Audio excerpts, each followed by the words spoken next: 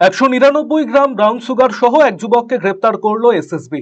শিলিগুড়ির মদনজোত ক্যাম্প সংলগ্ন খড়িবাড়ির পানি ট্যাঙ্কি এলাকায় মাদক রুখতে লাগাতার অভিযান চালাচ্ছে দার্জিলিং জেলা পুলিশ ও এসএসবি।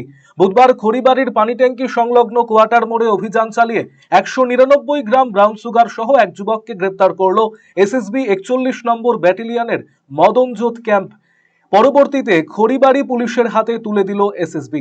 ধৃতের নাম মুকেশ রায়, সে খড়িবাড়ির কোয়ার্টার মোড়ের বাসিন্দা। জানা গিয়েছে, গোপন সূত্রে খবর পেয়ে এসএসবি এক সন্দেহভাজন যুবককে আটক করে তল্লাশি চালায়। যুবকের হেফাজত থেকে 199 গ্রাম ব্রাউন সুগার উদ্ধার হয়। পরবর্তীতে আটক যুবককে খড়িবাড়ি পুলিশের হাতে তুলে দেয় এসএসবি। ধৃতকে আজ শিলিগুড়ি মহকুমা আদালতে তোলা হয়।